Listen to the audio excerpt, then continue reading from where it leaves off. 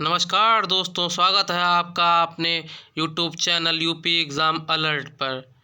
आज हम बात करने वाले हैं लेखपाल 2026 के बारे में कि कौन सी गलतियां करने से आप अपने सिलेक्शन को स्वयं ही रोक देते हैं। आपको लगता है आप अपना 100% दे रहे हैं, लेकिन उसी 100% में कहीं आप चूक कर रहे होते हैं। आज हम उसी चूक के बारे में बात करने वाले हैं। और अगर आप तैयारी अच्छे से कर रहे हैं और मन में डर भी है कि सिलेक्शन होगा कि नहीं, आज हम उस डर को भी दूर करने वाले हैं। इस वीडियो में मैं बात करने वाला हूं यूपी लेखपाल की तैयारी में होने वाली 5 बड़ी गलतियों के बारे में, जो 90% छात्र करते हैं और अपना सिलेक्शन अपने हाथों से खो बैठते हैं।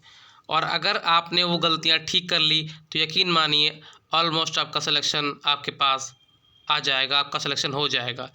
ठीक है, तो हम बात करते हैं पहली गलती के बारे में।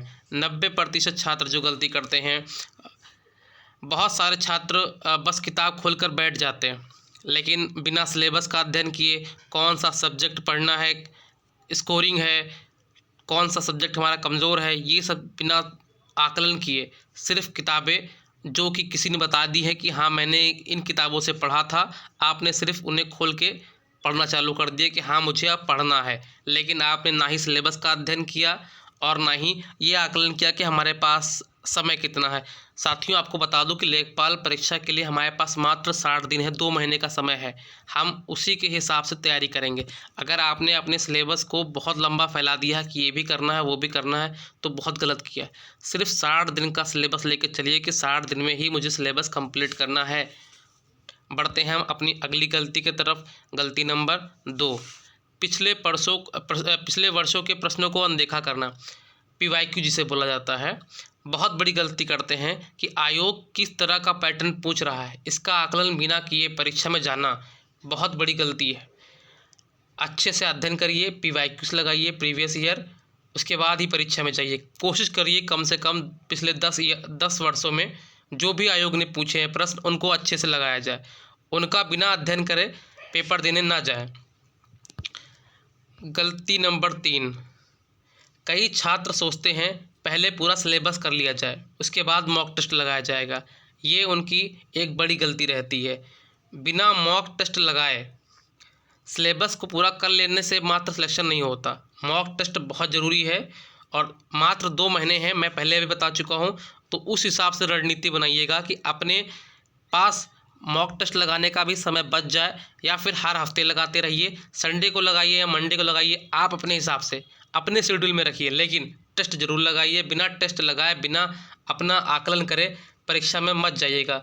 टेस्ट लगाने से हमें क्या पता चलता है? अपनी स्पीड पता चलती है कि हाँ हमें टाइम तो नहीं कम पड़ रहा है, ठीक, कहाँ गलती कर रहे हैं, कौन कौन से पोर्शन हमारे कमज़ोर हैं, हमें ये पता चलते हैं। गोले गलत तो नहीं भर रहे हो हमारे पे, वो पता चलता है। मान लो हमें लगाना बी पे, हमने सी पे लगा दिया, ये गलतियां नहीं होती, इसलिए मिस्टेक्स कम हो जाती हैं। जो कि हम एग्ज़ाम हॉल में 2-4 नंबर हमारे कटने होते हैं, नहीं कटते हैं, वो प्लस हो जाते हैं, और लेखपाल जैसी बड़ी वैकेंसी में आपका सिलेक्शन हो जाता है और एक आधे नंबर से बाहर होने से बच जाते हैं। गलती नंबर 4, अगर आप लगातार सिर्फ पढ़ रहे हैं और सिर्फ पढ़ रहे हैं, एग्ज़ाम में जाने से पहले आपने रिवीज़न नहीं किया है, तो आप यकीन मानिए कि आपने जो पढ़ा है उसका 70% आप भूल जाएंगे।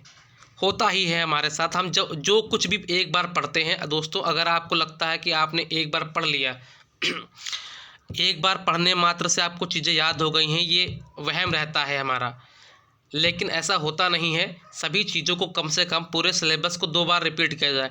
मैं ये नहीं कहता कि आप बहुत मोटी मोटी किताबों से पढ़ो, आपके पास अपने नोट्स हों उनसे पढ़ो। बहुत ज़्यादा समय नहीं है लेखपाल परीक्षा के लिए, तो उस हिसाब से अपना प्लान बनाइएगा कि 2 महीने में कंप्लीट किया जा सके, चीज़ें रिवाइज़ की जा सकें। एग्ज़ाम से पहले मेरा मानना है कम से कम 2 बार ज़रूर रिवाइज़ कीजिएगा। रिवाइज़ करने से क्या होता है, चीज़ें हमारे दिमाग में होती हैं। अगर हमारा क्वेश्चन नहीं भी पढ़ा हुआ है, या फिर PYQ से नहीं फंसा हमारे, या फिर हमारे टेस्ट से नहीं आया, या फिर हमारे थ्योरी का ही कुछ पार्ट है जो घुमा के दे दिया गया, तो हम उसको आकलन कर लेते हैं कि इसमें से ये ऑप्शन तो नहीं होंगे। जो नहीं है वो काट दिए, जो हो सकता है उस पर हमने टिक किया, गोला भरा, आगे बढ़ गए। ठीक है। गलती नंबर 5, कभी भी आप ये याद रखिएगा, सिलेक्शन उनका नहीं होता है जो हफ्ते में एक दिन खड़े हुए, बैठ गए अपने सीट पे, 10 घंटे पढ़ लिया और कहा हाँ मेरा सिलेक्शन हो जाएगा, अब हफ्ते भर में नहीं पढ़ूंगा। ये बिल्कुल गलत तरीका है। प्रतिदिन पढ़िए, 8 से 9 घंटे पढ़िए, सिलेक्शन होगा, ज़रूर होगा, लेकिन 8-9 घंटे पढ़ने से होगा। अगर आप लेखपाल में सिलेक्शन चाहते हैं तो आप 8 से 9 घंटे प्रतिदिन पढ़िए, सिलेबस के अनुसार पढ़िए। आप पहले सिलेबस नोट कर लीजिए, उसके बाद अपनी पढ़ाई को आगे बढ़ाइए।